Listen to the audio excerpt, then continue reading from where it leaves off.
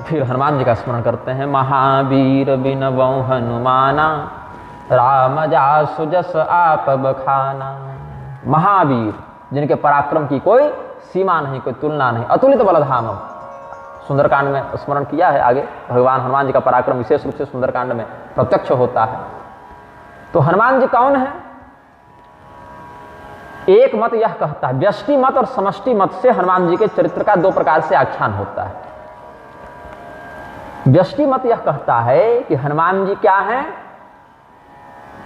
शिव जी के अवतार हैं, रुद्रावतार हैं। अब इस पर भी गिरधर मिश्र अलग एक परंपरा कर दिए कि हनुमान चालीसा में गलती है तो शंकर सुवन मत बोलो, शंकर स्वयं कहो। इस पर भी बहुत झगड़ा हुआ। क्या लाभ है इसे प्रपंच का, बताइए। सुवन कुछ नहीं होता, स्वयं होता है। भैया तो गाइए गणपति जगवंदन शंकर सुवन भवानी नंदन। गोस्वामी जी लिखे हैं कि नहीं लिखे हैं? शिव जी के पुत्र गणेश जी के वर्णन में बजरंग बाण में लिखे हैं कि नहीं लिखे हैं? जय अंजनी कुमार बलवंता शंकर सुवन वीर हनुमंता। तो यदि महात्मा के रूप में, संत के रूप में, विद्वान के रूप में प्रतिष्ठित हैं, तो ये तमाशाबाजी का क्या लाभ है? तो शंकर स्वयं केसरी नंदन पर झगड़ा हो गया, अभी साल 2 साल पहले की ही बात। अब दोनों पक्ष के विद्वान अपना अपना डंका पीटने लगे। लेकिन इस व्यायाम से लाभ क्या हुआ समाज को? धर्म की क्या पुष्टि हुई? कुछ नहीं। नाम फालतू का गोस्वामी जी का घसीटा गया।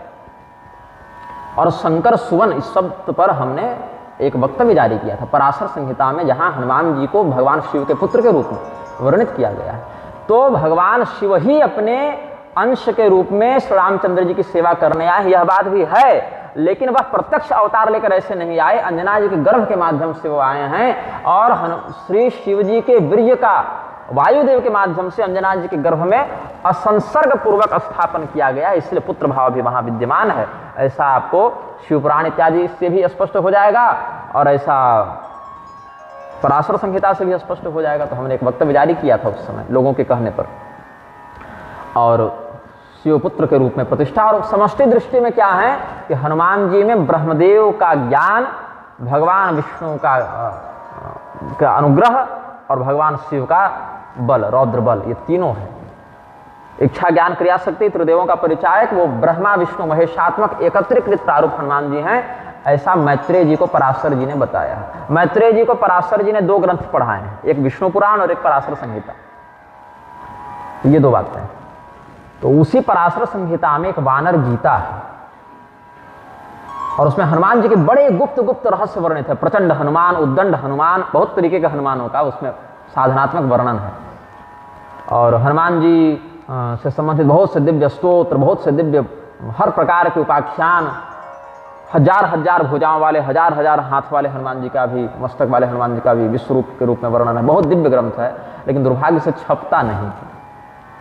दक्षिण भारत में छपा था बहुत पहले, उसकी प्रति बहुत धुंधली हो गई, अक्षर बड़े महीन हो गए हैं। तो बहुत पुरानी प्रति मेरे पास तो है भगवत कृपा से, हनुमान जी के अनुग्रह से। और उत्तर भारत में एक लखनऊ में कोई प्रेस वाले छापे थे, लेकिन आधा छापे, पूरा नहीं छापे। वो हिंदी अनुवाद करना प्रारंभ किए थे, फिर पता नहीं कुछ पैसे की कमी हो गई ट्रस्ट में क्या, आधा ही छापे थे। तो उसमें हनुमान जी का बड़ा दिव्य चरित्र है। कभी अगर भगवत इच्छा हुई तो उस पर कुछ विचार प्रस्तुत करेंगे। तो वानर गीता है, उसमें मरकट गीता भी कहते हैं उसको। तो हनुमान जी की बहुत सी स्तुतियां उसमें वर्णित हैं। ये जो आप लोग श्लोक पढ़ते हैं या सुने होंगे, उल्लंघ्य सिंधो सलिलम सलीलम यशोक वहनिम जनकात्मजाया आदाय तेनैव ददाह लंकाम नमामितम प्रांजलि रांजनेयम, ये वहीं का है, वानर गीता का है। और एक बड़ा उत्तम भाव वहां प्रस्तुत किया गया है। कुतो दुर्दिनम वा कुतो भवमवार, कुतो वैधृतिस्तस्य भद्रा कथं वा, कुतो वा व्यतिपात दोषच्छुतं वा हनुमत्पदध्यान वीताशुभस्य।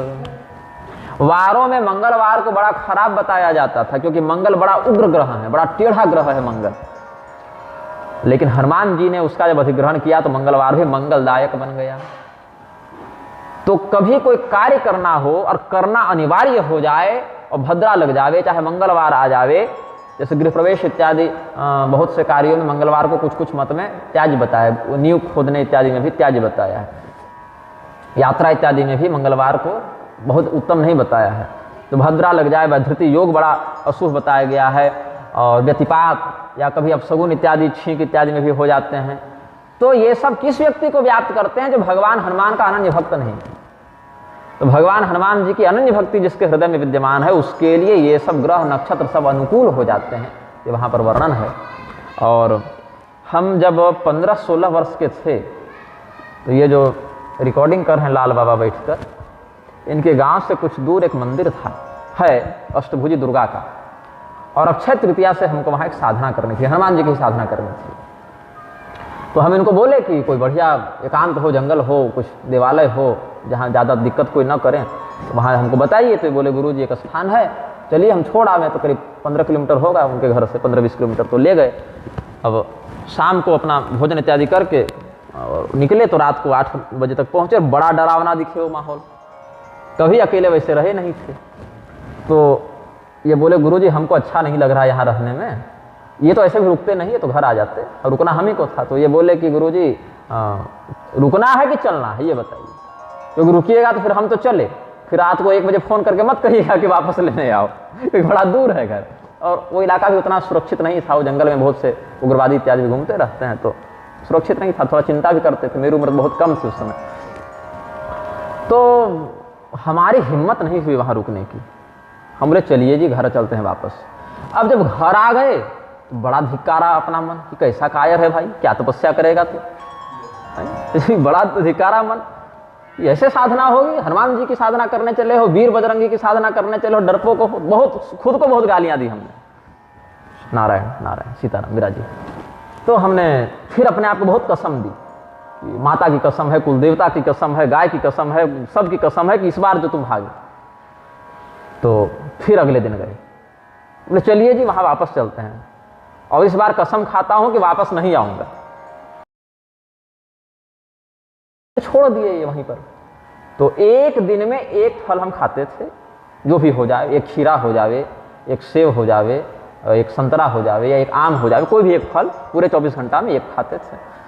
तो दुबला पतला शरीर होने का और भी बहुत कुछ कारण है, तो खाते थे और फिर जपते थे, और सुबह से लेके लगभग 2-3 बजे तक जपते थे, और शाम को 2 घंटा टहलते थे, और टहलते हुए भी वो कुछ पाठ करते रहते थे, जो गीता और सप्तशती सब याद थी। तो ऐसे, और रात्रि को जब पहले दिन डर लगा, डर तो लगेगा, अभ्यास भी नहीं था, और सर्प इत्यादि वहाँ बहुत लंबे लंबे मिलते थे। तो वन उपवन मग गिरि गृह माही, तुम्हारे बल हम डरपत नाही, इसी का हम जाप करने लगे। और बड़ा प्रसिद्ध भाव है गोस्वामी जी का, हमको लग रहा है बजरंग बाण में ही है शायद। तो अभी भी कोई साधक नए नए पूछते हैं कि डर पर नियंत्रण कैसे किया जाता है जंगल पहाड़ में, और फिर रहे तो फिर महीनों रहे, बहुत घनघोर जंगल में रहे, उससे अधिक विकट जंगलों में रहे। तो यही चौपाई हनुमान जी की हमने वहाँ जपी थी, और बड़ा इसका लाभ हमको बहुत, मतलब एक बार ही एक माला ही करते वो सिद्ध जैसे हो गया हो। तो वन उपवन मग गिरि गृह माही, तुम्हारे बल हम डरपत नाही, इसका हम आश्रय लेते थे। फिर जब तक साधना करनी थी किए, फिर कुछ उस जंगल से बाहर कुछ गांव थे, तो टहलने निकल जाते थे, तो कोई पागल कहता था, कोई मूर्ख कहता था, कोई थूक देता था शरीर में, कोई कचरा डाल देता था, तो हमको जड़ भरत का स्मरण हो आता था। तो फिर हम कुछ कहते नहीं थे, डांटते नहीं थे, कुछ गाली भी नहीं देते थे, वो जो जैसा व्यवहार करता था उसको सहते थे। फिर आते थे, स्नान करते थे, त्रिकाल स्नान चलता था, फिर संध्या इत्यादि करके सो जाते थे, अंधेरा होने से पहले उतना निपट के। और जब तक साधना चलनी थी, फिर चलिए, फिर देखे फिर भीड़ बढ़ने लगी कि यहाँ पर कोई साधु जी रहते हैं, वो तपस्या करते हैं, फिर लोग आने लगे, फिर चढ़ावा चढ़ने लगा। तो जब हम देखे कि 2-4 दिन बाद भीड़ बढ़ रही, तो वहाँ से फिर हम उठ के चले गए। तो हनुमान जी का स्वरूप कैसा है, महावीर है। पराक्रमियों को भी हनुमान जी की कृपा से ही पराक्रम मिलता है, ऐसा समझना चाहिए। शोधभूत पराक्रम किसी का होता नहीं, देवानुग्रह से ही प्राप्त होता है। तो किसी व्यक्ति में अगर निर्भयता की इच्छा हो, पराक्रम की इच्छा हो, तो वह हनुमान जी की आराधना करे।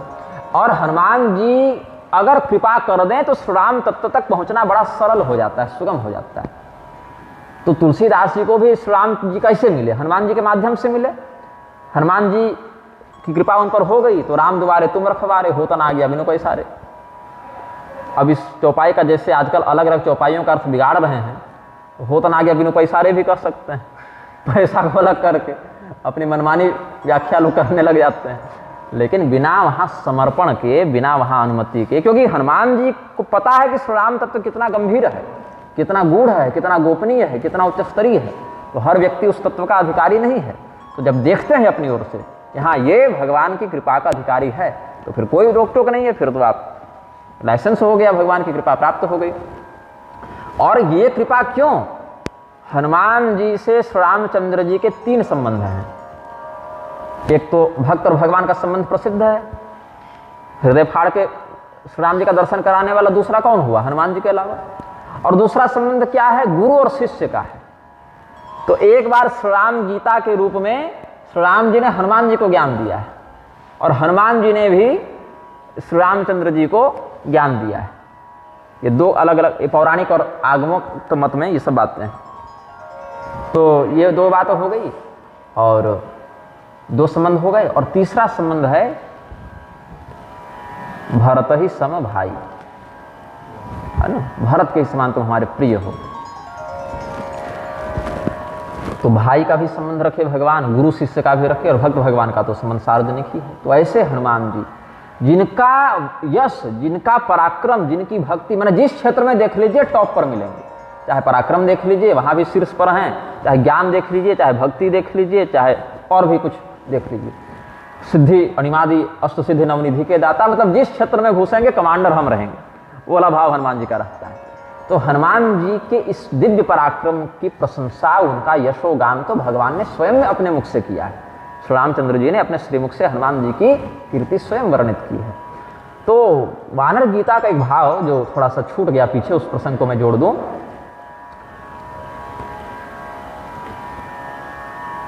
रामादीनां रणे ख्यातिं दातुं यो रावणादिकान् नावधि स्वयमेवैतस्तं वन्दे हनुमत प्रभुं।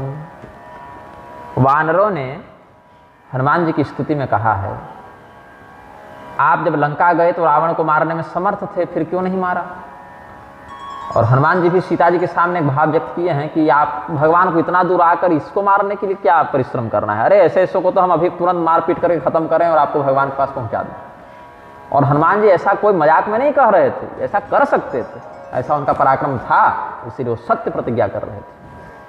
फिर भी नहीं मारा। सीता जी ने भी कहा कि ये थोड़ा अलग तरीका हो जाएगा, ये बेपटरी हो जाएगी बात, तो आप बस दूत हैं, दूत बनिए, वो अपना कर्तव्य उतना ही कीजिए, बाकी भगवान ही आकर विजय प्राप्त करके ले जाएं तो एक मर्यादित बात हमको लगेगी, हमको भी यही प्रिय लगेगा। लेकिन आप समर्थ हैं, इसमें कोई संदेह नहीं है, सामर्थ्य में कोई कमी नहीं है। तो राम जी का चरित्र कहीं से भी कुछ न्यून न लगे, उनकी कीर्ति में कोई कमी न लगे, भगवान के यश में कोई छोटा भाव ऐसा न लगे, इसीलिए केवल रावण जिंदा बच गया हनुमान जी के सामने पड़ने के बावजूद। और नहीं तो हनुमान जी के प्रहार में बस सामर्थ्य था कि रावण कहीं बचता नहीं, टिकता नहीं। केवल श्री रामचंद्र जी की कीर्ति विस्तृत हो, ऐसा मर्यादित भाव हनुमान जी ने रखा कि हमारे स्वामी की कीर्ति में, यश में कोई कमी न लगे, इसीलिए उन्होंने नहीं मारा रावण को। तम वंदे हनुमत प्रभु, ऐसे भगवान श्री हनुमान जी का हम स्मरण करते हैं। ये सब बातें वानरों ने भी कही हैं। और प्रणवों पवन कुमार खलबन पावक ज्ञान घन जासु हृदय आगार बसहि राम सर चाप धरो, ये प्रसिद्ध है। फिर भगवान के और भी जितने निशाचर कुल में सेवक हैं, मित्र हैं, ऋक्ष हैं, और जामवंत जी के अनुयायी, सुग्रीव जी के अनुयायी, विभीषण जी के अनुयायी, जिनको उत्तम शरीर वाला नहीं कहा जाता है। अब ठीक है, राक्षस अभी अमरकोश में देव योनि में परिगणित हैं, दैत्य इत्यादि, और ये सब भी किमपुरुष देवता थे, जामवंत जी, सुग्रीव जी, ये सब अंगद इत्यादि। लेकिन लोक दृष्टि से तो बानर भालू राक्षस ही हैं, गर्हित कुल ही है। लेकिन फिर भी भगवान के भक्ति के कारण इनका यश, इनकी कीर्ति बड़ी उत्तम है, इसीलिए इनको हम बारंबार प्रणाम करते हैं। कपिपतिरीक्ष निशाचर राजा अंगदादि जे की समाजा बंदों सबके चरण सुहाए अधम शरीर राम जिन्ह पाए रघुपति चरण उपासक जेते खग मृग सुर नर असुर समेते बंदों पद सरोज सब केरे जे बिनु काम राम के चेरे। कैसे हैं ये सब? सुग्रीव जी हैं कपिपति, कपियों के वानर के सम्राट कौन है? सुग्रीव जी के रूप में भगवान ने वानरों के राजा को मान्यता दी ना। बाली को कहाँ मान्यता दी भगवान ने? वानर राज के रूप में मान्यता किसको मिली? सुग्रीव जी को मिली। क्यों मिली? भगवान के शरणागत भक्त थे इसीलिए मिली, जबकि पराक्रम में बाली अधिक था। भगवान केवल पराक्रम को मापदंड नहीं रखते हैं ना। अच्छा, सुग्रीव जी में भी अच्छा पराक्रम था। सुग्रीव जी बाली से कम हो सकते हैं, लेकिन रावण से अधिक थे। और वाल्मीकि जी ने बड़ा सुंदर वर्णन किया है। ये लोग सब सुबेल पर्वत पर चढ़े हुए थे, भगवान की सेना ने पहला पड़ाव वहीं डाला है सुबेल पर्वत में। तो विभीषण जी आ चुके थे और विभीषण जी जब चढ़े हुए थे पर्वत पर और सुग्रीव जी भी चढ़े हुए थे, तो वो पूछे कि वो जो लंका में वो जो अटारी है, महल के ऊपर जो छत है, वहाँ पर क्या चमक रहा है? बोले वो मंदोदरी के कान के कुंडल चमक रहे हैं, तो रावण का मुकुट चमक रहा है। तो अलग अलग वर्णन किए, ये सब दिव्य दिव्य देवताओं से चुराए हुए रत्न हैं, आभूषण हैं, छीने हुए। बड़ा इनको क्रोध हुआ सुग्रीव जी को, अच्छा यही रावण है, इसी के चक्कर में हमारे स्वामी को इतना कष्ट हुआ, यही दुष्ट है, अरे इसको तो हम अभी मार देते हैं। ऐसा चिंतन करके यहाँ से छलांग मार के सीधे पहुंचे रावण के महल पर और मार थप्पड़ वहीं रावण के 10 गाल लाल कर दिए दोनों तरफ से सुग्रीव जी।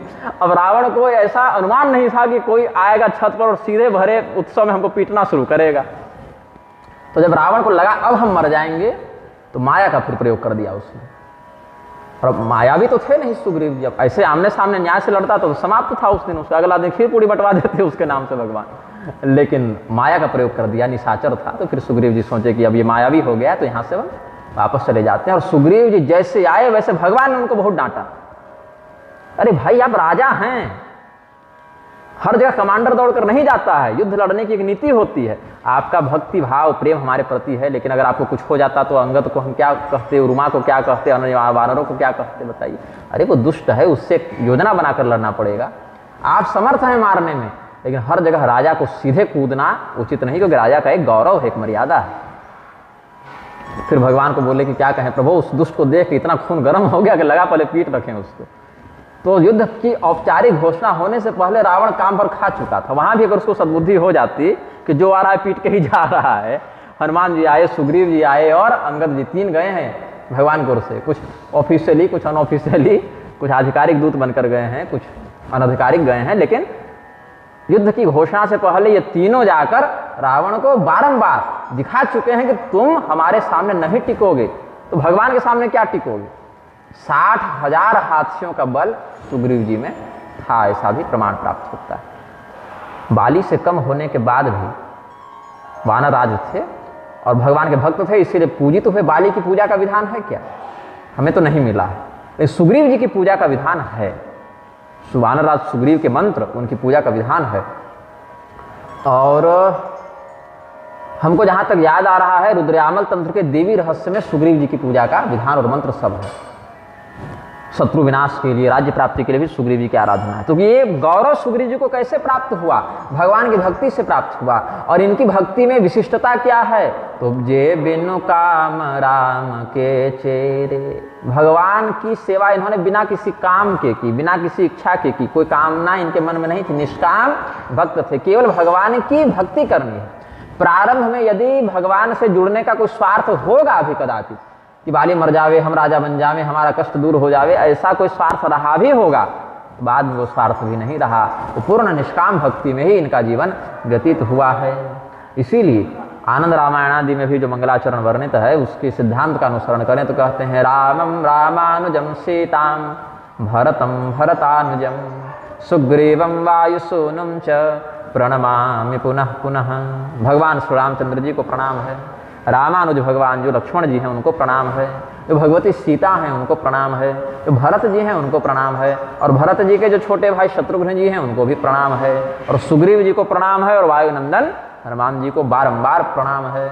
ऐसा मंगलाचरण में कहते हैं। और भी खग मृग सुर नर असुर समेत, चाहे वो पशुओं में हो, पक्षियों में हो, देवताओं में हो, मनुष्यों में हो, राक्षसों में हो, कोई भी कहीं भी हो, किसी भी जो जाति प्रजाति का हो, लेकिन अगर निष्काम भक्त है भगवान का तो उसको हम अपने से श्रेष्ठ मानकर उसको प्रणाम करते हैं। और सुख सनकादि भगत मुनि नारद जे मुनि वर विज्ञान विशारद प्रणवं सब ही धरनि धरि शीसा करहूँ कृपा जन जानि मुनीसा।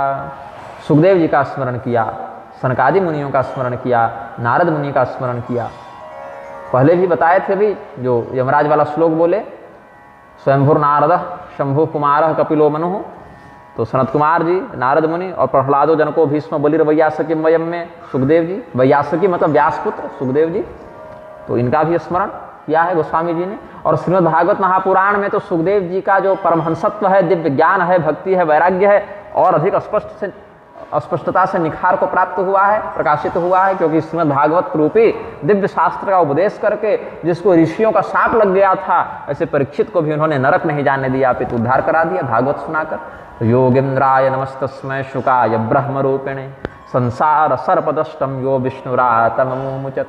सूत जी महाराज ने भागवत महापुराण के अंतिम में 12वें स्कंद के शायद 13वें अध्याय में अंतिम में ये प्रणाम किया है सुखदेव जी महाराज को। और ऐसे ही गर्ग संहिता में नारद मुनि के लिए कहा गया कि नमस्तस्मै भगवते नारदाय महात्मने काम क्रोध विहीनाय ऋषीणाम प्रवराय च। काम क्रोध से जो विहीन हैं, ऐसे ऋषियों में जो सर्वश्रेष्ठ हैं, ऐसे महात्मा भगवद रूप नारद जी को प्रणाम करते हैं।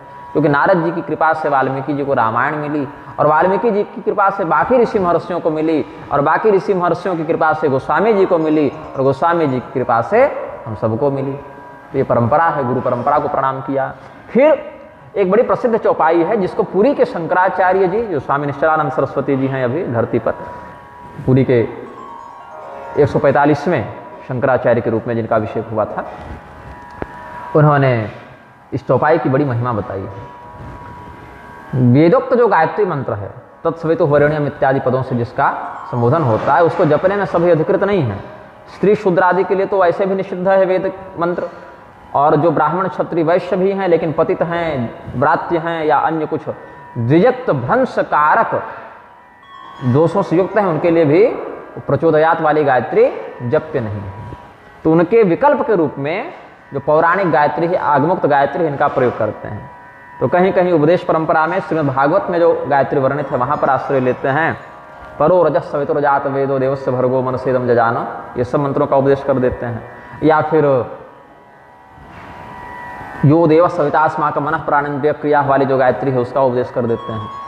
लेकिन जो व्यक्ति वह भी नहीं कर सकता, या उसके उच्चारण में भी अनधिकृत है या असमर्थ है, उसके लिए ये जो दो चौपाई है ये गायत्री मंत्र का प्रभाव दिखाते हैं।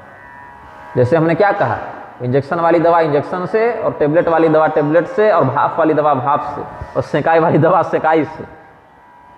तो परिणाम तो सबका एक ही है, रोग निवारण, लेकिन ग्रहण करने की विधि अलग अलग है। वैसे देवता एक ही है और प्रभाव एक ही है, लेकिन उस देवता की आराधना करने का मार्ग अलग अलग होता है। ब्राह्मण, क्षत्रिय, वैश्य, शूद्र, स्त्री, पुरुष, ब्रह्मचारी, गृहस्थी, वानप्रस्थी, सन्यासी, ये सबके लिए अलग अलग विधान है।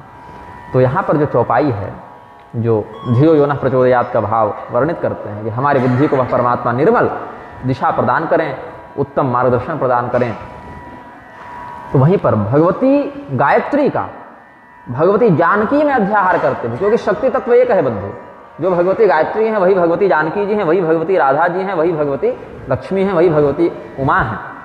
मुंडमाला तंत्रादि में भी ये कहा है कि रुक्मिणी द्वारवत्याम तो राधा वृंदावने वने, जो जगदम्बिका द्वारिका में रुक्मिणी है वही वृंदावन में राधा है। और विष्णु पुराण में कहा कि राघवत्वे भवेत् सीता रुक्मिणी कृष्ण जन्मनि।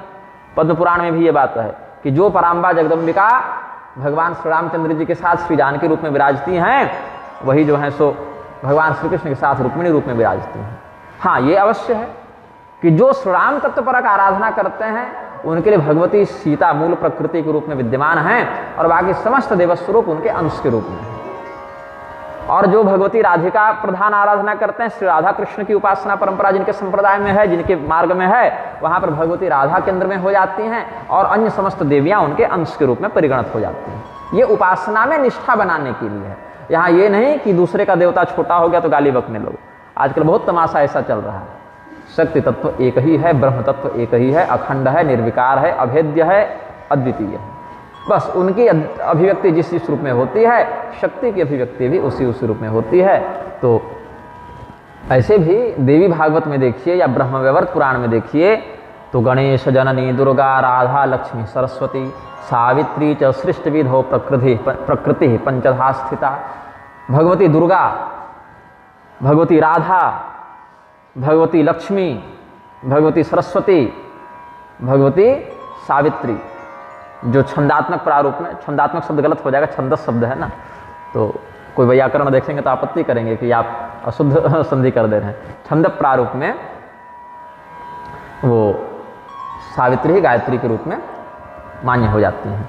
तो यहाँ पर गातारम त्रायते सा गायत्री, ये भी है कि जो स्वमंत्र का गान करने वाले की रक्षा करते हैं वो देवी गायत्री। ऐसा देवी पुराण के निरुक्ताध्याय में भी ये सिद्धांत प्रतिपादित किया गया है। तो भगवती दुर्गा, भगवती राधा, भगवती लक्ष्मी, भगवती सरस्वती, भगवती सावित्री, ये सब पांचों रूपों में एक ही मूल प्रकृति अवस्थित है। और भगवती सीता की भी यही उद्घोषणा है अध्यात्म रामायण में। ये तो आपको मैंने देवी भागवत और ब्रह्मवैवर्त से बताया। अध्यात्म रामायण में भगवती सीता जी ने हनुमान जी को कहा है, माम विद्धि मूल प्रकृतिम सृष्टि स्थित्यंत कारिणी, कि हे हनुमान तुम मुझे सृष्टि स्थिति संहार करने वाली मूल प्रकृति जानो। तो इन पांचों से भी उनका अभेद तत्व दृष्टि से सिद्ध होता है। और ब्रह्मदेव भी जब आराधना करते हैं भगवती सीता की, तो सीतोपनिषद में क्या कहते हैं, इच्छा ज्ञान क्रिया शक्ति त्रयम यद भाव साधनम तद्ब्रह्म सत्ता सामान्यम सीता तत्वमुपास्महे। इच्छा शक्ति से सृजन, ज्ञान शक्ति से उसका पालन और क्रिया शक्ति से उसका संहार, ये तीनों स्वभावतः जिनके द्वारा हो जाते हैं, ऐसे परब्रह्म की सामान्य स्वाभाविक की सत्ता, कोई अलग से आयातित सत्ता नहीं, स्वाभाविक की सत्ता जो है भगवती सीता, उनका हम ध्यान करते हैं, ये ब्रह्मदेव प्रणाम करते हैं। इसी भाव को उद्भव स्थिति संहार कारणिम क्लेशहारणिम सर्वश्रेयस्करीम सीताम नतो हम राम वल्लभाम में गोस्वामी जी वर्णित करते हैं।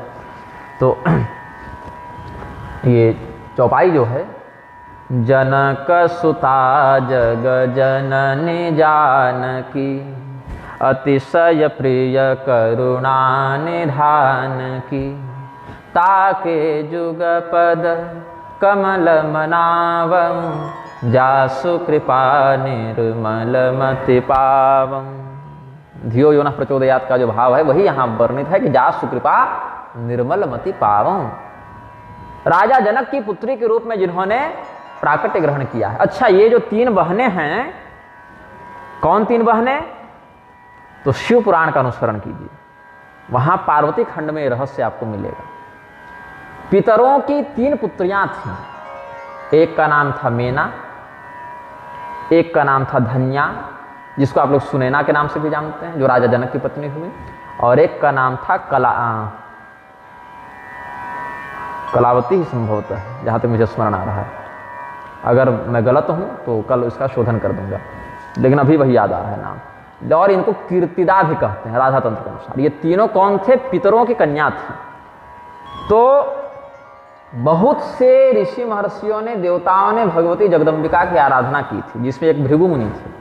तो भृगु मुनि ने भगवती लक्ष्मी की जब, भगवती पराम्बा की जब आराधना की कि आप हमारी पुत्री के रूप में आवें, ऐसा उन्होंने वरदान मांगा। तो भगवती पराम्बा जगदम्बिका ने लक्ष्मी रूप में उनके यहाँ अवतार लिया है। इसीलिए भगवती लक्ष्मी को भार्गवी भी कहते हैं, और इस नाते भगवान विष्णु के ससुर लग गए भृगु मुनि। अब फिर दक्ष प्रजापति ने भी भगवती जगदम्बिका की आराधना की थी, तो उनकी पुत्री के रूप में सती रूप में आए, जिनका चरित्र आगे समय अनुसार वर्णित करेंगे। और हिमालय ने भी, पर्वतराज हिमालय ने भी भगवती जगदम्बिका की आराधना की थी कि आप हमारी पुत्री के रूप में आए। तो पार्वती रूप में फिर उन्होंने अवतार लिया भगवती ने, जिनका चरित्र फिर शिव विवाह प्रकरण में आगे वर्णित करेंगे गोस्वामी जी के शब्दों में। और मतंग मुनि ने, मतंग मुनि को जान ही रहे हैं, तो उन्होंने भी तपस्या की थी। तो भगवती उनके यहाँ मातंगी देवी के रूप में, जो 10 महाविद्याओं में एक परिगणित हैं, उनके रूप में आई हैं। कात्यायन मुनि ने आराधना की थी, तो उनकी पुत्री कात्यायनी के रूप में भगवती का अवतार हुआ है। कात्यायनी देवी का भी नाम प्रसिद्ध है। जो गोपियाँ भगवान कृष्ण को पति रूप में प्राप्त करने के लिए व्रत करती थीं, अघन महीने वाला, तो उसमें कात्यायनी देवी का ही व्रत करते हैं। कात्यायनी महामाया महायोगी निधेश्वरी, ये सब वचनों से समझा जा सकता है ये सब। तो मैं विषय थोड़ा सा भटक गया, थोड़ा स्मरण कराइए। 3 कन्याओं का वर्णन कर रहे थे। तो उसमें हिमालय राजा से विवाह हुआ था मेना देवी का, पार्वती जी की माता बनने का सौभाग्य उनको मिला। और राजा जनक से धन्या देवी का विवाह हुआ था। ऐसे राजा जनक की 4 पत्नियों का भी वर्णन है।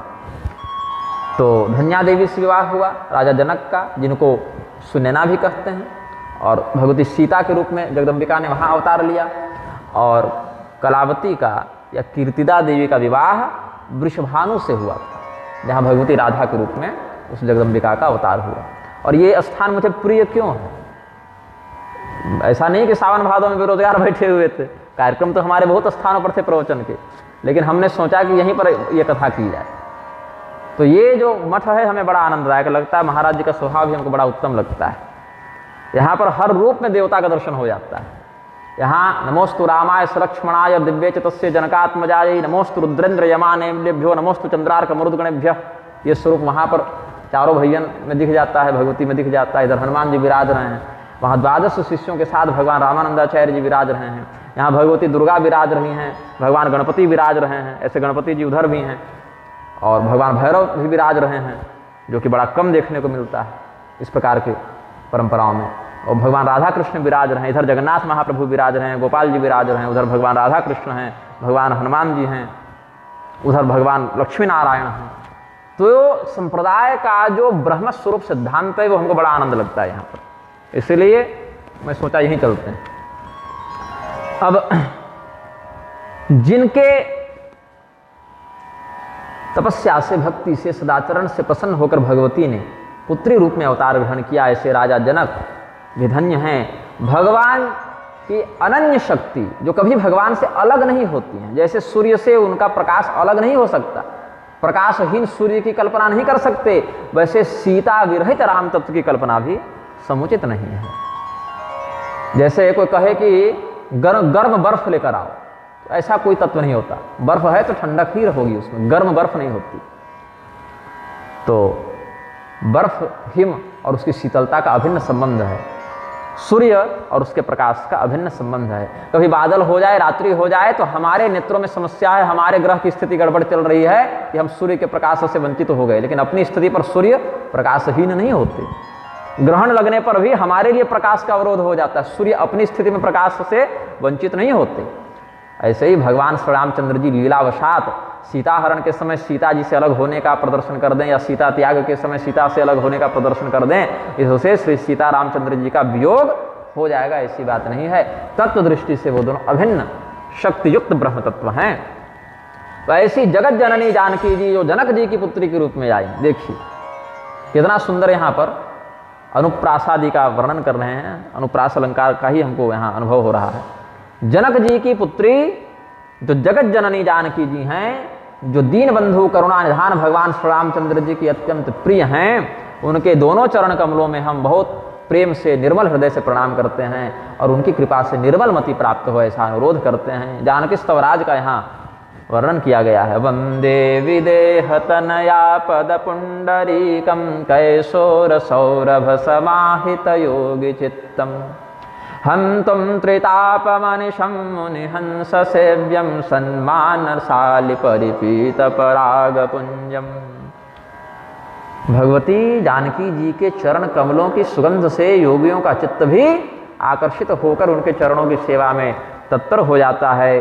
त्रिविध पाप, दैहिक, दैविक, भौतिक त्रिविध तापों के, कायिक, कार्मिक, वाचिक, त्रिविध मानसिक, ये सब आणविक मल, कायिक मल और कार्मिक मल, ये सब मलत्रयी के, दैहिक, दैविक, भौतिक तापत्रयी के और वाचिक, मानसिक, शारीरिक पापत्रयी के निवारण के लिए जिन योगी जनों ने ब्रह्म तत्व की आराधना की, जो परमहंसत्व को प्राप्त कर गए, जिनके जीवन में किसी प्रकार का षड्रिपुगत क्लेश नहीं है, ऐसे योगी जन भी भंवरा बनकर भगवती सीता जी के चरण कमलों की ओर आ जाते हैं, वहाँ पर सेवन करते हैं दिव्य पराग का। उन जानकी जी के चरणों को हम प्रणाम करते हैं। वंदे विदेह तनया पद पुंडरीकम कैशोर सौरभ समाहित योगी चित्तम हंतुम त्रितापमनिशं मुनिहंस सेव्यं सन्मानशालि परिपीत परागपुंजम। फिर जाकर अब भगवान श्री रामचंद्र जी का स्मरण करते हैं। पुनि मन वचन करम रघुनायक चरण कमल बंदमु सबलायक राजीव नयन धरे धनुषायक भगत विपति भंजन सुखदायक। भगवान ने दो स्थानों पर बड़ी गंभीर प्रतिज्ञा की है, एक सागर तट में और एक कुरुक्षेत्र में श्री राम रूप से और श्री कृष्ण रूप से भगवान ने दो बड़ी गंभीर प्रतिज्ञा की है। दो ही पंक्ति की प्रतिज्ञा है लेकिन बहुत गजब है। सकृदेव प्रपन्नाय तवास्मीति याचते। इसमें एक सज्जन ने हमारा ध्यान आकृष्ट कराया था कि जब आप ये श्लोक पढ़ते हैं, बचपन में पढ़ा हुआ तो याद रह गया, तो एक सज्जन ने स्मरण कराया कि द्वितीय चरण में छंदोभंग हो जा रहा है। तो अभी मैं बोला तो अभ्यास के साथ वही उच्चरित हो गया और सज्जन की बात याद आ गई। तो सकृदेव प्रपन्नाय यस्तवास्मीति याचते, या सकृदेव प्रपन्नाय तवास्मीति च याचते। जो व्यक्ति एक बार भी सकृतेव, बारंबार नहीं लेकिन एक बार, और वो भी सच्चे मन से, एक ही बार कहे लेकिन सच्चे मन से कहे, क्या कहे कि मैं आपका हूं, ऐसा समर्पण जो कर दे, तव अस्मि, इस प्रकार से जो उद्घोष कर दे, हे प्रभु हम आपके हुए, रोज रटने की भी आवश्यकता नहीं, एक बार कहो, ठीक से कहो, अनुभव करके कहो और उसको स्वीकार कर दो। सुग्रीव जी थोड़े रोज जाकर बोल रहे थे, विभीषण जी रोज थोड़े जाकर बोल रहे थे, एक बार मेरे चरणों में प्रणाम किया और सर्वस्व निछावर कर दिया कि अब आप संभाल लीजिए, आपकी शरण में हैं। और एक ही बार बोला, इतने दमदार तरीके से बोला, इतने दृढ़ भाव से बोला कि वो पुष्ट हो गया भाव उनका। अब मुंह से बार बार बोले चाहे न बोले, भाव तो बना हुआ है उनका। तो अभयं सर्वभूतेभ्यो ददामि तद्व्रतम मम। भगवान श्री रामचंद्र जी कहते हैं कि एक बार सही विधि से उत्तम मन का प्रयोग करके निर्मल मन से दृढ़ भाव से कोई एक बार कह दे कि प्रभु हम आपके हैं, तो समस्त प्राणियों की ओर से हम उसको निर्भय कर देते हैं, क्योंकि अभयदाता दूसरा तो कोई है नहीं भगवान के अलावा। भगवान ने यह प्रतिज्ञा की। और दूसरी प्रतिज्ञा की, कौन्तेय प्रतिजानीहि न मे भक्तः प्रणश्यति। अर्जुन ये जान लो कि जिस व्यक्ति को हमारी भक्ति प्राप्त हो गई, अब ये नहीं कि हम भक्त हैं ऐसा अपने मन से कह दी, वो तो कोई भी कह देगा कि हम भगवान के भक्त हैं। भगवान जिसको अपने भक्त के रूप में स्वीकार करें वह भक्त होता है, क्योंकि कोई व्यक्ति अपने मुंह से नहीं कहता है कि हम भगवान के भक्त नहीं हैं। सब कहते हैं महाराज भक्ति तो बहुत करते हैं, भजन बहुत करते हैं।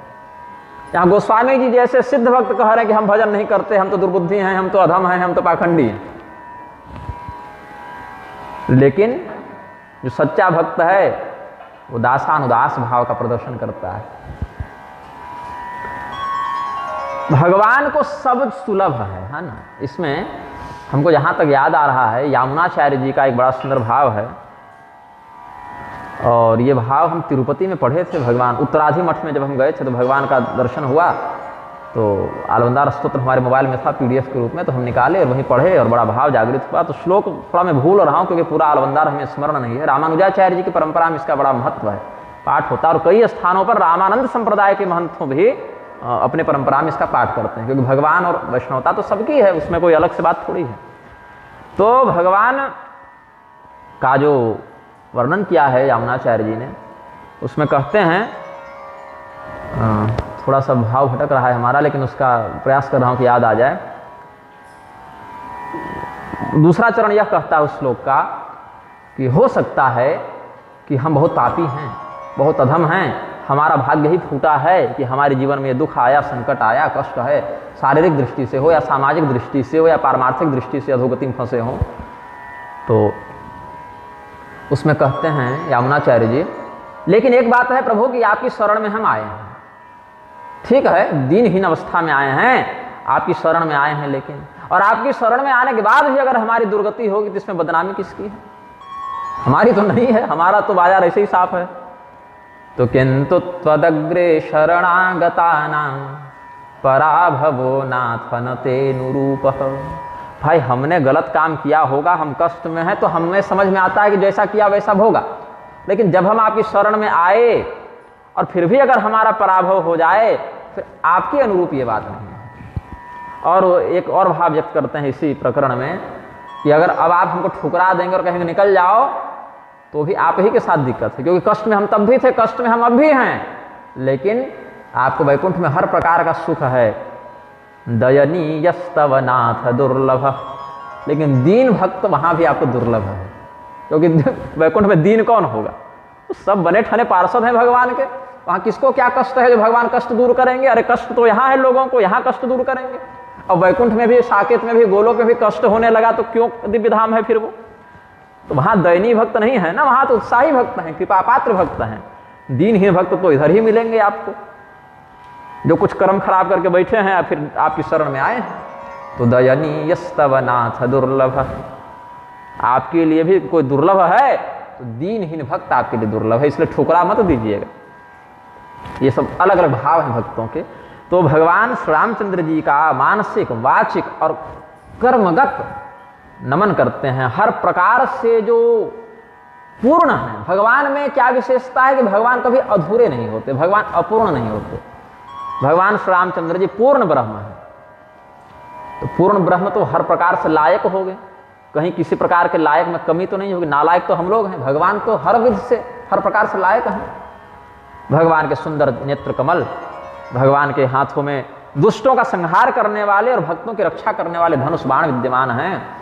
भक्त की विपत्ति का भंजन करके उसको लौकिक और पारलौकिक आनंद प्रदान करने वाले श्री रामचंद्र जी का स्मरण किया है। आनंद रामायण में जो श्री राम रक्षा स्तोत्र वर्णित है, वहाँ भी ये भाव वर्णित है, वहीं से गोस्वामी जी ने ग्रहण किया है। श्री रामचंद्र चरणों मनसा स्मरामि, श्री रामचंद्र चरणों वचसा गृणामि, श्री रामचंद्र चरणों शिरसा नमामि, श्री रामचंद्र चरणों शरणं प्रपद्ये। बड़ा प्रसिद्ध श्लोक है, वही गोस्वामी जी जो संस्कृत न जाने उसके लिए सरल भाषा में कह दिए कि पुण्य मन वचन कर्म रघुनायक, चरण कमल बंदौ सबलायक। उसी भाव का यहाँ अनुवाद कर दिया है। अब इसके बाद एक बहुत साहित्यिक अलंकारिक वर्णन करते हैं गोस्वामी जी। गिरा अर्थ जल बीच सम, कहियत भिन्न न भिन्न, बंदौ सीता राम पद, जिन्हें परम प्रिय खिन्न। जो दीन है, निर्मल है, असहाय है और भगवान के अतिरिक्त किसी को अपना रक्षक नहीं मानता है, ऐसा व्यक्ति भगवान को विशेष प्रिय होता है। तो गिरा अर्थ जल बीच सम, ये चौपाई भी बड़ी मधुर है। कुछ भक्तजन भाव व्यक्त करते हैं जो कि अप्रासंगिक ही है, लेकिन करते हैं कि गोस्वामी जी ने जब श्री रामचरितमानस की रचना की, इसका कोई ऐतिहासिक प्रमाण नहीं, ये संतों की बात कह रहा हूँ। तो काशी जी में रहते थे उस समय, वो काशी जी में बड़ा दीर्घवास किया, चित्रकूट में, काशी में और अयोध्या में, 3 स्थानों पर गोस्वामी जी ने विशेष प्रवास किया है। तुलसी घाट करके भी वाराणसी में है ना। तो गोस्वामी जी नौका से गंगा पार कर रहे थे, कुछ हलचल हुई तो पहले क्या था कि वो ऐसे बाइंडिंग वाली पुस्तक छप के तो आती नहीं थी, सब हस्तलिखित प्रतियां होती थी, खुले खुले पन्ने होते थे, उसमें भी सारे पन्ने पुष्ट हो ऐसा आवश्यक नहीं है। ऐसे तो कमल नाल के रेशा से कागज बनाने का विधान राजा भोज के समय से ही था, लेकिन ये सब आधुनिक प्रिंटिंग प्रेस तो थे नहीं। तो पन्नों में से कुछ पन्ने खुल गए और हवा के वेग से उड़कर गंगा जी में गिरकर बह गए। तो गोस्वामी जी के मुख से निकला कि गिरा अर्थ जल बीच इस समय। ये जो हमारे लिखी रामचरितमानस का जो ये भाग था, ये जो पन्ना था 2-4, उसमें जो अर्थ व्यक्त था वो जल में गिर गया। ये भी कुछ भाग व्यक्त करता है, लेकिन इसका यहाँ प्रकरणगत साधुगत अर्थ नहीं है। गिरा वाणी को कहते हैं, और वाणी तो गूंगे के पास भी आऊ आऊ कुछ कर ही लेता है किसी मामले में, लेकिन उससे कोई अर्थ प्रस्फुटित नहीं होता।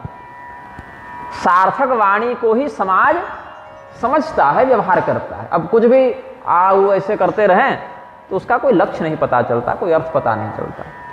तो जल है और जल में तरंगे हैं, वैसे वाणी और वाणी में अर्थ है। तो इसको अलग अलग कहेंगे कि एक कहेंगे? ये गोस्वामी जी ने एक कहेंगे, बिल्कुल राम गोपाल दास जी ने भाव व्यक्त किया कि कहियत भिन्न न भिन्न। अब जल तो शांत भी हो सकता है, वाणी निरर्थक भी हो सकती है, तो इसलिए अर्थ को भिन्न भी कह सकते हैं, लेकिन तत्व दृष्टि से विचार करें तो वो कहाँ से अर्थ निकला? उसी वाणी से निकला। उस वाणी के प्रभाव को पुष्ट करता हुआ वह अर्थ कहाँ है? वहीं रहता है। वाणी के अतिरिक्त अर्थ का स्वतंत्र अस्तित्व है क्या? नहीं है। जल में जो तरंगे हैं वो जल का ही तो विस्तारीकृत प्रारूप है। जल में जो तरंगे हैं वो कहाँ से आई? जल से ही तो आई। क्या जल के बिना या जल से स्वतंत्र क्या कोई तरंग का अस्तित्व है? नहीं है। ऐसे ही श्री सीता रामचंद्र जी की बात है। क्या ये अलग हैं? बाहर से लीलावसात अलग दिख भी जावे कि एक अयोध्या के यहाँ राजकुमार थे, एक जनकपुर में राजकुमारी थी, फिर विवाह हुआ, फिर वनवास हुआ, फिर सीता हरण हुआ तो फिर अलग हो गए, फिर राज्याभिषेक हुआ तो फिर एक हो गए, फिर सीता त्याग हुआ तो फिर अलग हो गए, फिर यज्ञ प्रसंग में फिर एक हो गए। ये तो लीला का विस्तार है।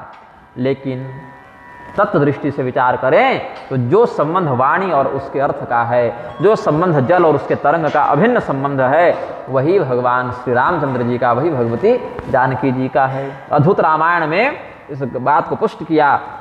राम सीता जानकी रामचंद्रो, पहले राम फिर सीता अलग अलग बताया, फिर एक किया कि जानकी रामचंद्रो।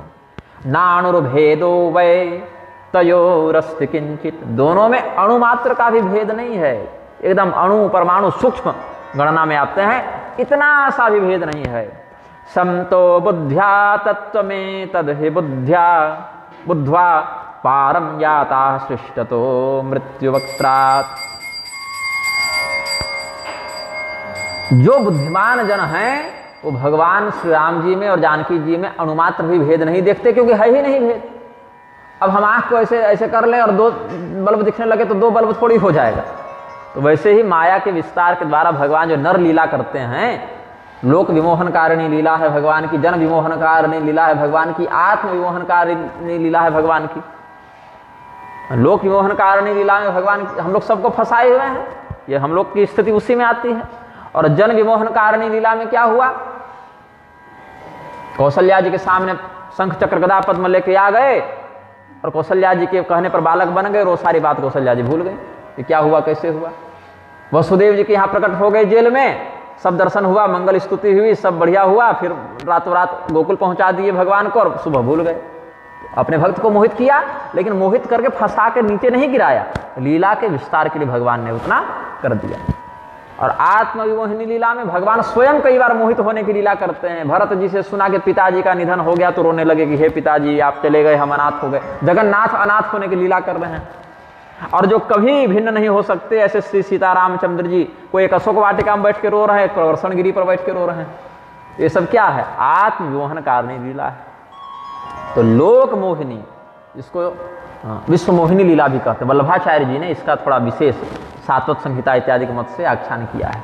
वल्लभाचार्य जी कौन थे, अग्निदेव के अवतार थे। उनकी भी एक चतुर्थ वैष्णव संप्रदाय में एक स्थान उनका है, गद्दी उनकी भी लगती है। तो एक विश्व मोहिनी लीला जिससे हम सभी आक्रांत हैं, देवता मनुष्य असुर सब उसमें फंसे हैं। माया का एक सामान्य विस्तार हो गया। फिर उसमें भक्तों में भी कई बार भगवान माया का विस्तार कर देते हैं। तो कोई अपने पुत्र के रूप में भगवान को देखता है, कोई पति के रूप में देखते हैं, कोई भाई के रूप में देखते हैं, कोई मित्र के रूप में देखते हैं, कोई शिष्य के रूप में देखते हैं, अलग अलग विस्तार करने के लिए। और फिर एक आत्ममोहिनी लीला है जिसमें भगवान अपने आप को ही मोहित के रूप में दिखा देते हैं ताकि उस लीला के रस की वृद्धि हो। तो भगवान चिल्ला रहे थे, रो रहे थे, पशु पक्षी से बात कर रहे थे कि तुमने सीता को देखा है क्या, वृक्षों से पूछ रहे थे तुमने देखा है क्या। भगवान कौन सी लीला कर रहे हैं, आत्ममोहिनी लीला कर रहे हैं, अपने आप को मोहित कराने वाली लीला कर रहे हैं। सती जी ने संदेह किया, भगवान की परीक्षा लेने आ गई, भगवान तुरंत चैनल बदल दिए, तुरंत तीनों रूप में प्रकट हो गए, दिखा दिए। सती विधात्री इंदिरा देखे अमित अनु जही जही बेसजाद सूरत ही तही तसन रूप, तुरंत अपना दिव्य ऐश्वर्य दिखा दिया कि मूल ये है भाई, वो तो सब स्क्रिप्ट की बात है, वो तो अभिनय की लीला की बात है, उधर मत फंसो, उधर बुद्धि भटक जाएगी। तो भगवान ने दोनों बातें पुष्ट कर दी। तो जो बुद्धिमान जन है वो अपने बुद्धि से इस रहस्य को समझकर और ये संसार जो उनको काल बन के ग्रसने के लिए आया हुआ है उससे छूट जाते हैं, उससे मुक्त हो जाते हैं। और बाकी हम सब लोग फंसे हुए हैं क्योंकि इस तत्व को उस गहराई से नहीं समझ पा रहे जिस गहराई से समझना चाहिए। फिर भी बाकियों से अधिक सौभाग्यशाली है कि जुआ खेलने और शराब पीने के बजाय बैठ के कम से कम कथा तो सुन रहे हैं, कह रहे हैं, सत्संग कर रहे हैं। मतलब पटरी सही है, बेपटरी नहीं हुए हैं। भले सदगति में थोड़ा एक स्टेशन आगे पीछे चल रहे हो, लेकिन कम से कम मार्ग हमारा सही है, इसी पर चलते रहना है। फिर भगवान की स्तुति करने के बाद भगवान के नाम की स्तुति की, मतलब बताइए, ये भी एक अलौकिक बात है। बंदौ नाम राम रघुवर को, हेतु कृषानु भानु हिम कर को। भगवान का जो नाम है उसमें कहते हैं परमेश्वर नामानि समचनेकानि पार्वती। भगवान महादेव जी श्री राम नाम, चूंकि रामायण ग्रंथ है यहाँ श्री राम नाम की ही प्रधानता है, इसलिए श्री राम नाम महात्म सूचक वचनों को ही कहते हैं। यद्यपि भगवान के सहस्रनामों में राम सहस्रनाम में विष्णु भी आए हैं और विष्णु सहस्रनाम में राम भी आए हैं। कृष्ण सहस्रनाम में विष्णु राम दोनों आए हैं, इनमें वो भी आए हैं। तो नाम में कोई वैसा अलग से नहीं विषय है कि राम नाम जपेंगे तो ज़्यादा कल्याण है, कृष्ण नाम जपेंगे तो थोड़ा कम प्रभाव है, ऐसा नहीं है। मीराबाई को जो प्रभाव कृष्ण नाम से हुआ वही तुलसीदास जी को राम नाम से हो गया, क्योंकि परमात्मा तत्व एक है, ऐसा हमारा चिंतन है। लेकिन जिस स्वरूप का जिस समय विस्तार होता है उसकी लीला को, उसके धाम को, उसके रूप को विशिष्टता से भगवान प्रकाशित करते हैं और अन्य रूपों को उसके अवान्तर रूप में। इसीलिए श्रीमद् भागवत महापुराण में श्री कृष्ण पर व्याख्यान करना है तो वहाँ कृष्णस्तु भगवान स्वयं, कि बाकी सब अवतार हैं और कृष्ण भगवान अवतारी हैं, परम पूर्ण पुरुषोत्तम यही हैं। और भुसुंडी रामायण में जहाँ पर श्री राम रूप का व्याख्यान करना है वहाँ रामस्तु भगवान स्वयं कहा, जबकि राम नाम में कृष्ण नाम भी है और कृष्ण नाम में राम नाम भी है। कृष्ण नाम में आप गर्भ संहिता का आश्रय लें तो क और नीचे री और आधा मूर्धन्य श और मूर्धन्य न लगता है, तब कृष्ण अक्षर लिखता है व्यक्ति। तो उसमें ककार कमलाकांत ऋकारो राम इत्यपि ये कहते हैं। कृष्ण नाम में जो नीचे री लगा है वही राम नाम है, उसके बिना कृष्ण नाम भी पूर्ण नहीं होगा। और इधर राम नाम की जो व्याख्या आपको सुदर्शन संहिता इत्यादि में मिल जाएगी या भुसुंडी रामायण में मिल जाएगी, वहाँ राम यही 2 अक्षर में मत्स्य से लेके आपको कल्कि तक सब मिल जाएंगे, सभी अवतारों का भुसुंडी रामायण में। तो तात्पर्य यह है कि भगवान के जिस नाम रूप लीला धाम की चर्चा चल रही है, जो दूल्हा है उसका गीत गाएंगे, तो भगवान का जो स्वरूप जहाँ पर वर्णित है उसका प्राधान्य मंगल सूचक महात्म्य वर्णित करते हुए आगे बढ़ते हैं। तो यहाँ पर श्री राम नाम की श्रेष्ठता का प्रतिपादन करता हुआ एक वाक्य है। ऐसे तो राम रामेति रामेति रमे रामे मनोरमे सहस्र नाम तत्तुल्यम राम नाम वरानने, ये भी प्रसिद्ध है। 1000 नाम के बराबर एक राम नाम को भी शास्त्रों ने प्रतिपादित किया है। और यहाँ महारामायण के श्लोक का आश्रय लेकर भगवान महादेव का वचन बताते हैं, परमेश्वर नामानि संचनेकानि पार्वती परंतु राम नामे तत्सर्वेषामुत्तमोत्तमम्। यद्यपि परमेश्वर के तो अनेकानेक नाम हैं, अनेक नाम हैं, अनंत नाम हैं, किंतु हे पार्वती इसमें राम नाम तो उत्तमों से भी उत्तम है, ऐसा शिव जी अनुग्रह करते हैं। नारायणादि नामानि कीर्तितानि बहुन्यपि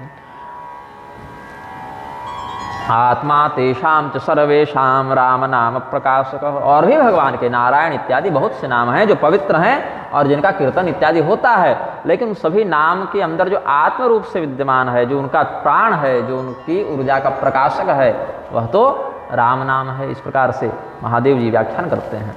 और इसमें भी कौन सा राम नाम, क्योंकि रामत्रयम 3 राम हुए हैं।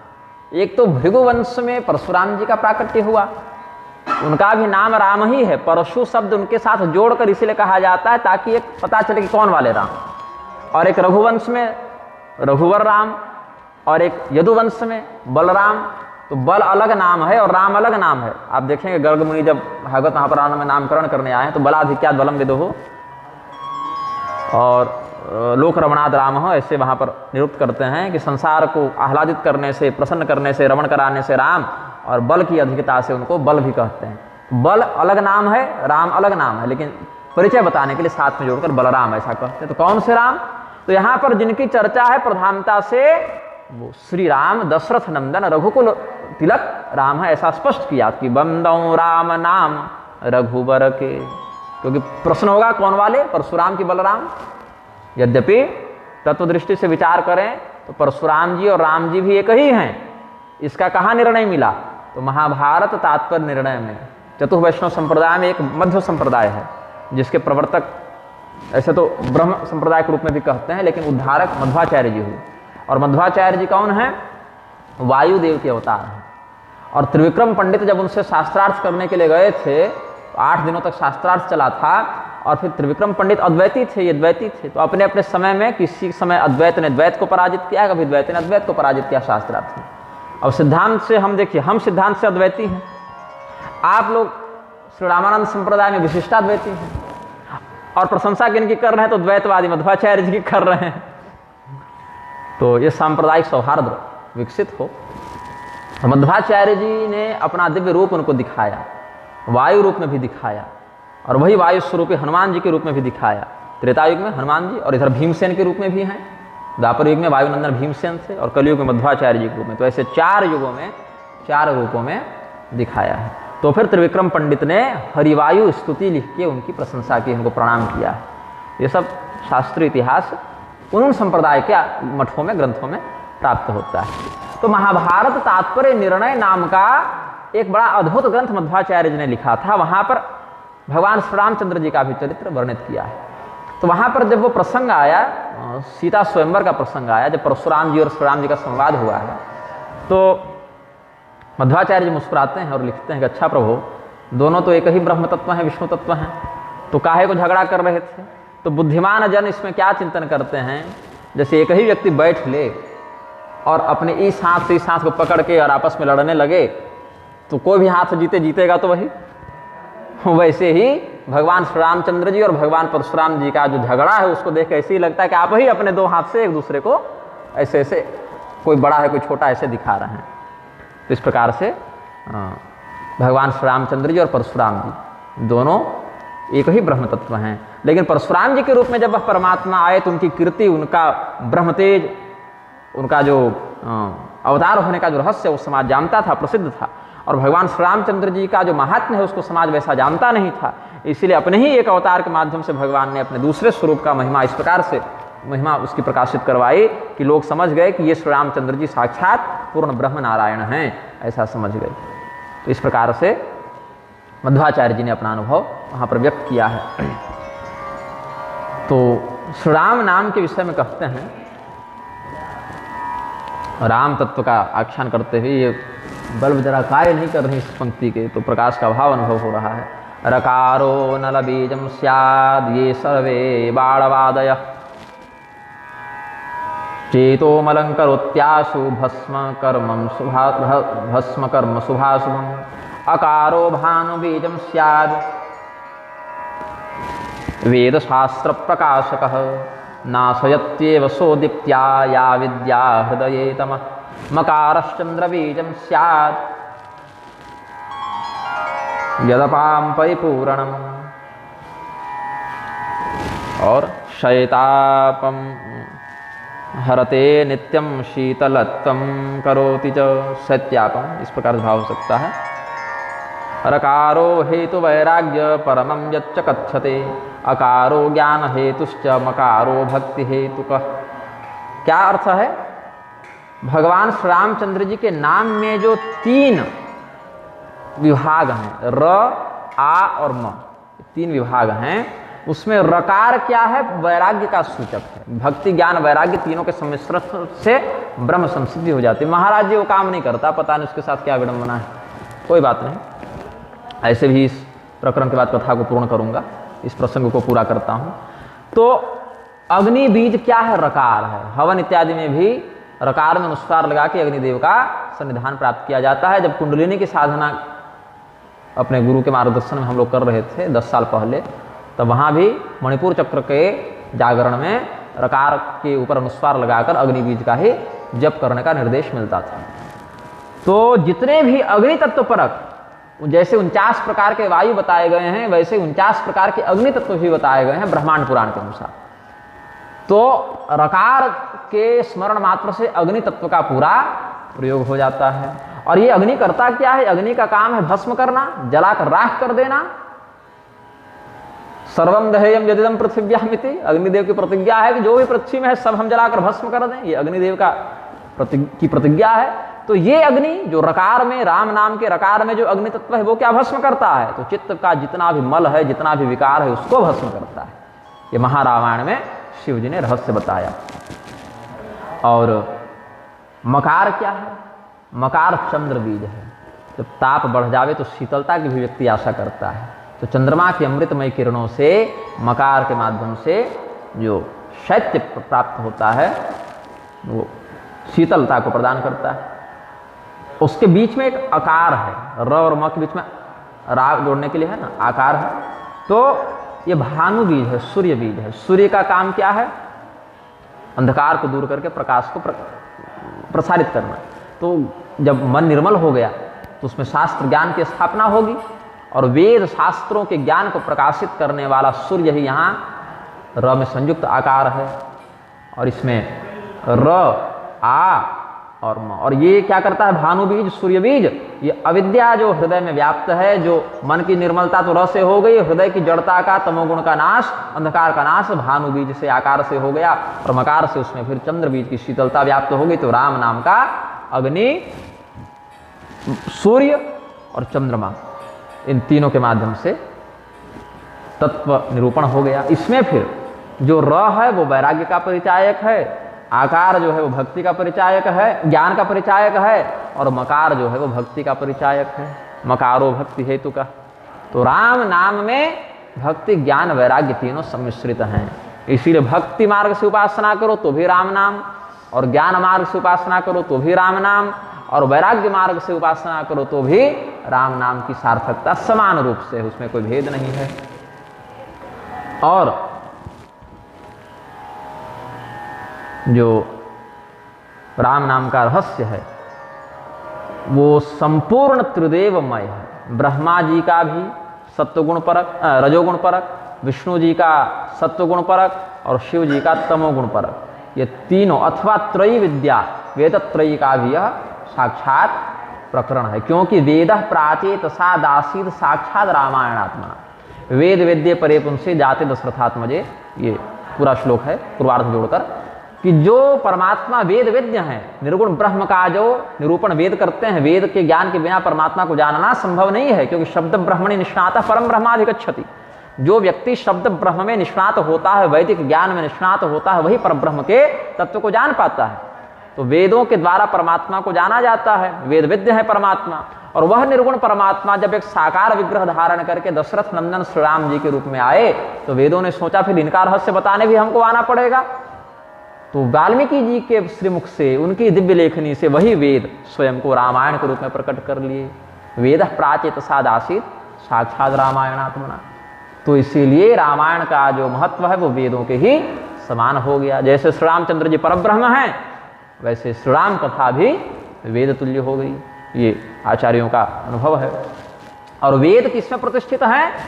बोले वेदो प्रणव मूलकः, ओंकार मूलक वेद हैं। इसीलिए वेदादि बीज भी बीज निघंटुओं में ओंकार के लिए आया है। तार बीज, वेदादि बीज, ये सब ओंकार के पर्यायवाची शब्द हैं। तो वेदो प्रणव मूलकः, वेद क्या है? ओंकार मूलक हैं। ओंकार में ही समस्त वेद प्रतिष्ठित हैं। ओंकार का ही प्रतिपादन विस्तार समस्त वेद करते हैं।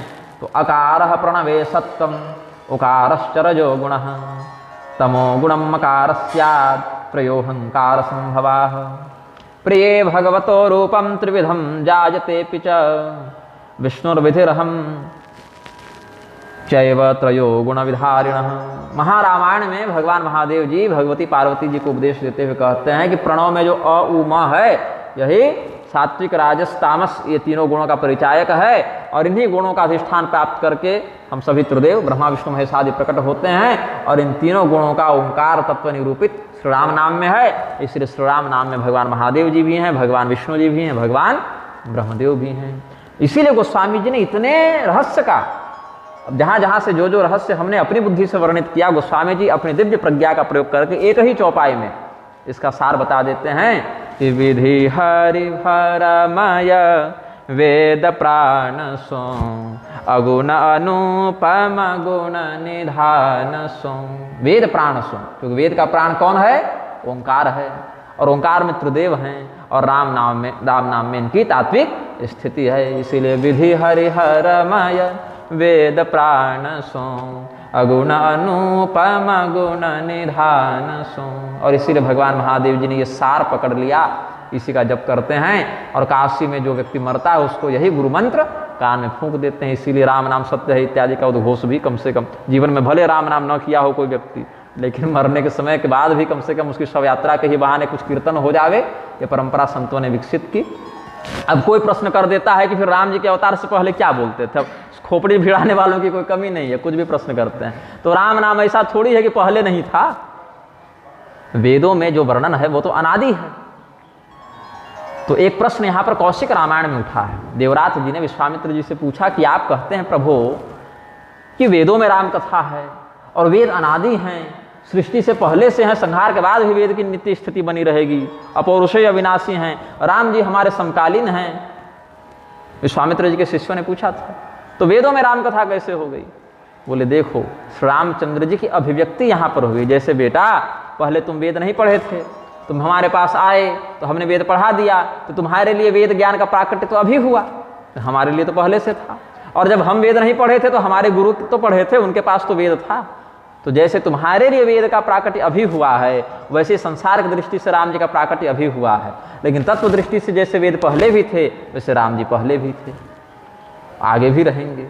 लीला पूर्ण करने के बाद भी राम तत्व की स्थिति तो अखंड अविनाशी रहेगी। इसी प्रकार से वेदों में भगवान का तत्व निरूपण किया गया है। बोले और एक बात और है, भगवान जैसी जैसी लीला करते हैं वैसी वैसी बात वेद में वर्णित है, ये भ्रम है तुम्हारा, ऐसे भ्रम में मत रहना। अपितु वेदों में जैसा जैसा पहले से वर्णन है वैसी वैसी लीला ही भगवान करते हैं। जैसे आप जब घर बनाते हैं तो पहले नक्शा बनाते हैं, एक योजना बनाते हैं, और योजना में जैसा जैसा नक्शा बनाते हैं वैसे वैसे फिर घर का निर्माण करते हैं। वैसे ही वेदों में भगवान की कथा का जो दिव्य दर्शन वर्णन वेद करते हैं, तो जिस शैली में उन्होंने वर्णन किया है उसी शैली में वेदों ने जो व्याख्यान किया उसी शैली में भगवान फिर लीला करते हैं।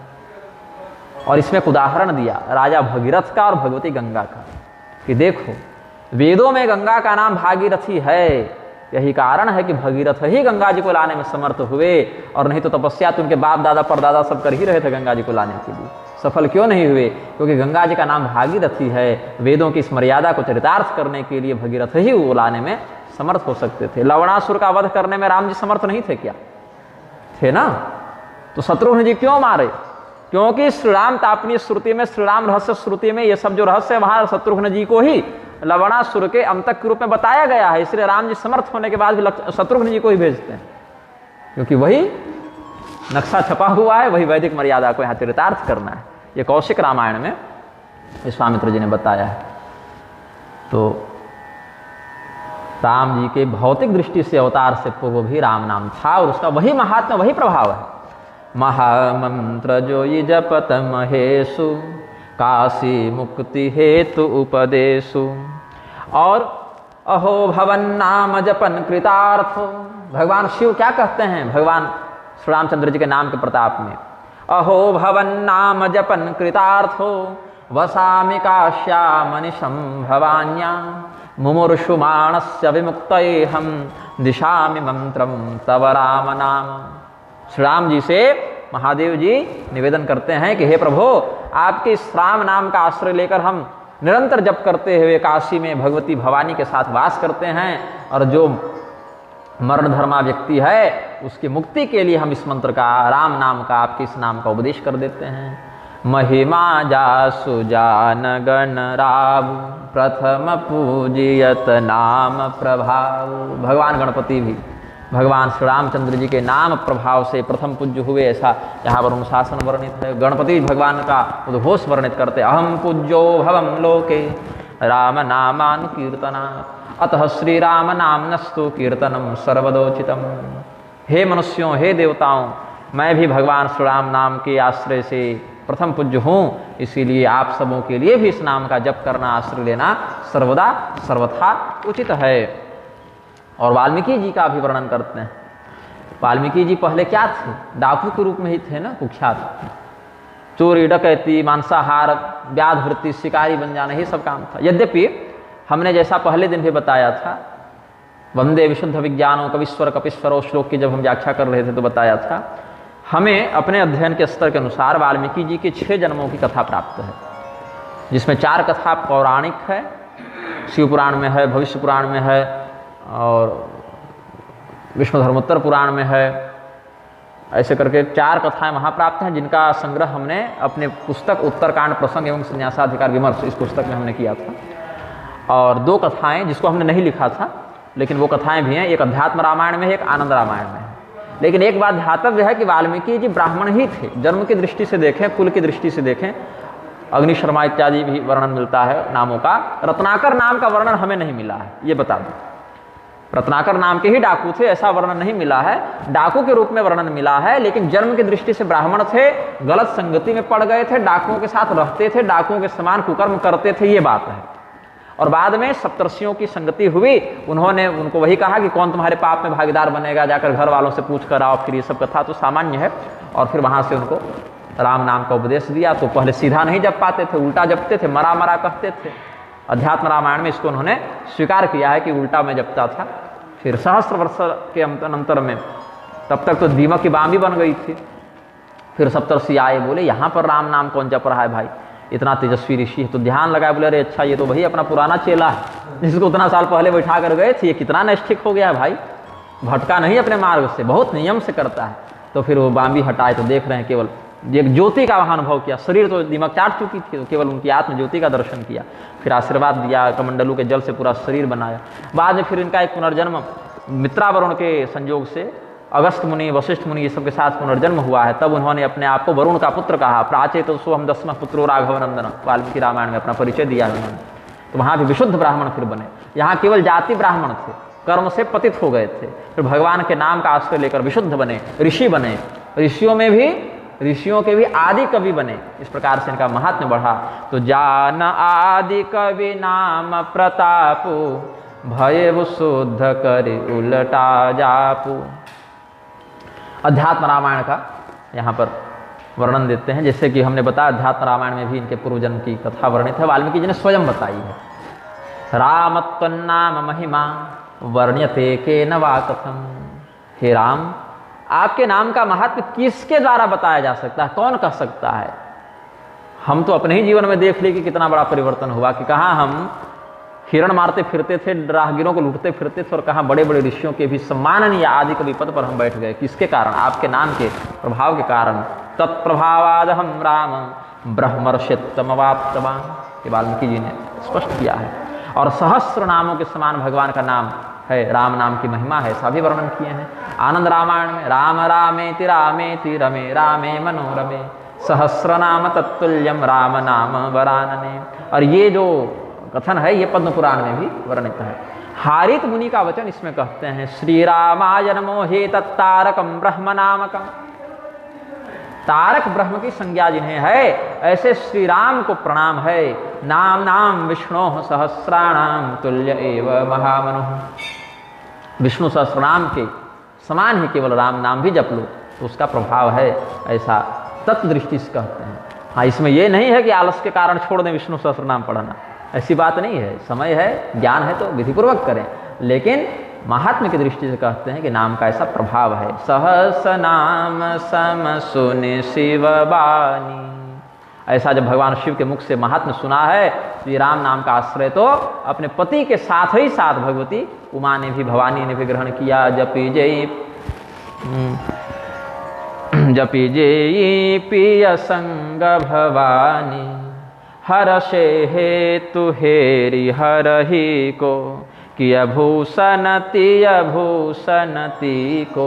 अब कहते हैं कि जब भगवती पार्वती जी के मन में भगवान की ऐसी भक्ति शिव जी ने देखी, तो पार्वती जी को अपना आभूषण बना लिया। मतलब भगवान ने अर्धनारीश्वर स्वरूप धारण कर लिया। जब अलग अलग भजन नहीं करेंगे, एक ही साथ भजन करेंगे, तो दक्षिण भाग से शिव स्वरूप हैं और वाम भाग से गिरिजा स्वरूप हैं। तो अर्धनारीश्वर के रूप में भगवान ने अपना एकीकरण भी दिखा दिया। और इसमें एक रहस्य बताता हूँ, जो पहले बता चुके हैं लेकिन स्मरण आ गया तो बता देता हूँ। भगवान महादेव जब अलग रहते हैं और भगवती पार्वती अलग रहती हैं, तो उमा शंकर, गौरी शंकर ये सब कहते हैं अलग अलग नाम से। लेकिन ये दोनों जब एक हो जाते हैं तो उमा शंकर योगो यह सयोगो विष्णु रुच्यते। जब भगवती पार्वती और भगवान महादेव अभिन्न हो जाते हैं, एक स्वरूप में आ जाते हैं, तो उसी योग को विष्णु तत्व कहा जाता है। ये रहस्य वेदों का, रुद्र हृदयोपनिषद का वचन है। नाम प्रभाव जान शिवनी को, कालकूट फल दीन्ह अमी को। श्री राम नामामृत के प्रभाव से भगवान महादेव ने कालकूट विष को अत्यंत सरलता से, सहजता से गले में धारण कर लिया और कुछ नहीं हुआ। तो इस प्रकार से भगवान महादेव का भी श्री राम नाम से जो अद्वितीय संबंध है, अलौकिक संबंध है, इसका वर्णन करते हैं। इसमें नंदीश्वर का एक कथन है, रुद्रगणों को श्री राम कीर्तन का उपदेश करते हुए भगवान शिव के अनन्य गण नंदीश्वर जो साक्षात धर्मस्वरूपी हैं, उन्होंने कहा है श्रृणुध्वं भो गणाः सर्वे राम नाम परम बलम यत् प्रसादान महादेवो हालाहलमपि पिबत। कि हे रुद्रगणों, तुम आश्चर्य मत करो या डरो मत कि भगवान शिव हालाहल पी लेंगे तो कुछ बिगड़ जाएगा। अरे इनके हृदय में सदैव श्री राम नाम रूपी अमृत का वास है, इसीलिए हलाहल पीकर भी इनको कोई क्षति नहीं होगी, ये स्वस्थ चित्त बने रहेंगे। ऐसा नंदीश्वर ने रुद्रगणों को आश्वस्त किया है। अब एक चौपाई का अनुसरण करके फिर इस कथा सत्र को पूर्ण करेंगे। बरसा ऋतु रघुपति भगति तुलसी साल सुदास राम नाम बरन जुग सावन भादौ मास। और सावने भादौ में कथा कह रहे हैं तो कहते हैं क्या कि अन्न खाओगे नहीं तो शक्ति होगी कैसे? शरीर में शक्ति के लिए भोजन करना आवश्यक है, भोजन अन्न से प्राप्त होता है। और अन्न कैसे? कृषि से अन्न प्राप्त होगा। और आप लोग छत्तीसगढ़ में हैं, धान के कटोरे में बैठे हैं, यहाँ धान की फसल बड़ी उत्तम होती है और बारिश के बिना धान की फसल उत्तम हो नहीं सकती। तो वर्षा ऋतु के समान कौन है? श्री राम जी की भक्ति। और 4 दिन से कुछ ज़्यादा ही भक्ति बरस रही है, इधर भी बरस रही है उधर भी बरस रही है। कल रात भर बारिश हुई है।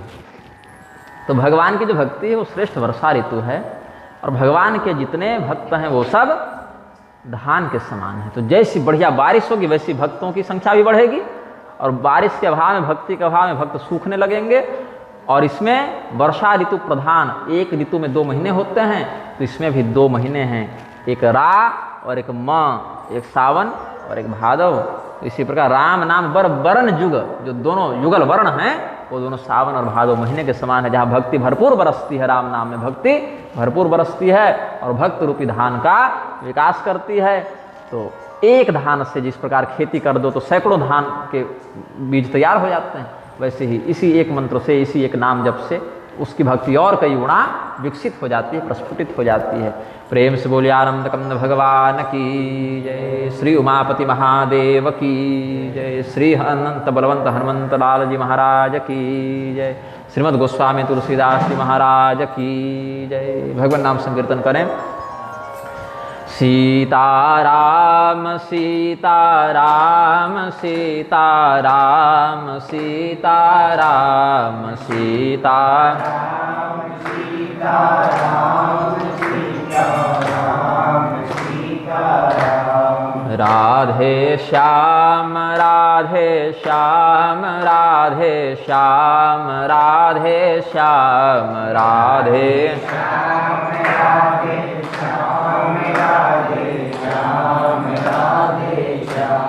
सीताराम सीताराम सीताराम सीताराम सीताराम सीताराम सीताराम सीताराम राधे श्याम राधे श्याम राधे श्याम राधे श्याम राधे श्याम राधे श्याम राधे श्याम राधे श्याम। प्रेम से बोले आनंद कंद भगवान की जय।